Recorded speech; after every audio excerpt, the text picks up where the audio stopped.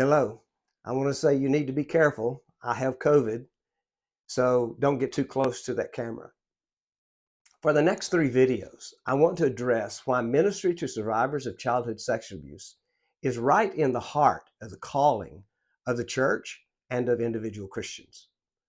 Often, opposition to doing this ministry is rooted in the question, is this really something that we should be doing? Shouldn't we just leave that to professional counselors?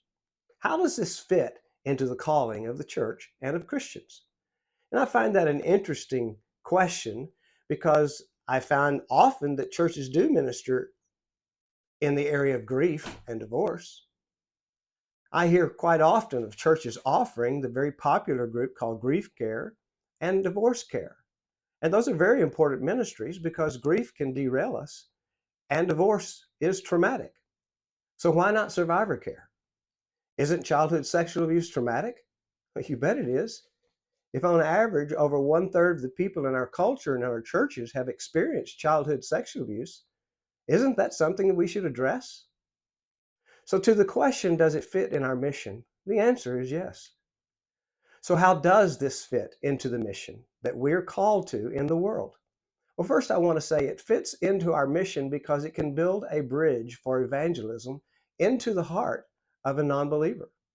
Jesus commanded us in Matthew 28 to go into all the world and make disciples.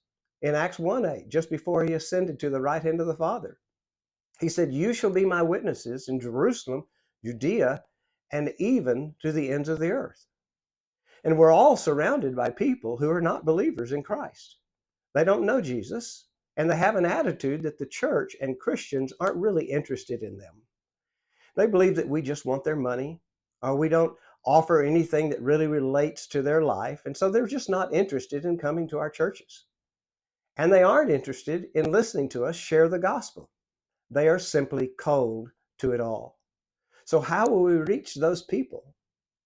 We must find a need in their life and provide an answer to that need.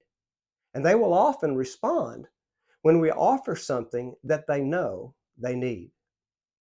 And as I said, again, if 1/3 of girls are going to be sexually abused by age 18 and about 1 in 5 boys, then that's a large number of people in your community, around your church, around your home, and in your workplace that have experienced the trauma of childhood sexual abuse. It isn't a problem of need. There's plenty of need. It's a problem of ministry to the need.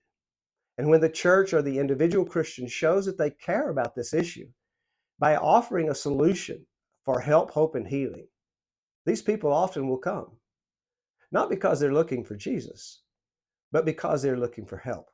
And when we offer real help, it can build a bridge of evangelism into their heart. I remember something happened at our church when we were offering the Fearless series for women on Wednesday nights. A woman came in the front door, and it was obvious by how she was looking around that she had never been there and wasn't sure what to do or where to go. So I greeted her and asked how I could help her. And her response was pretty gruff. She said, "I don't really want to be here. I don't go to church, and I don't even pretend to be a Christian. But a woman told me about this group about sexual abuse, and I'm here for that group." So I gave her directions to the room where the women's group was meeting, and she went in. 3 weeks later, after the third meeting of that group, that woman gave her life to Jesus Christ. She said to me, she said, "I had never had Christians show such care and understanding and love toward me as an individual before in my life." And a few weeks after that, I had the privilege of baptizing her on a Sunday morning. You see, this ministry had built a bridge into her heart for the gospel. Let me close with this quote by Diane Langberg. She says, "Trauma is the new mission field." In other words, trauma survivors are an unreached mission field all around our churches, in our neighborhoods, and in our workplaces. And we don't even have to travel across oceans or to other nations to find this mission field. They are all around us. So survivor care can build a bridge for evangelism into the heart of a non-believer. Next week, I'm going to talk about how it relates to our calling as disciples.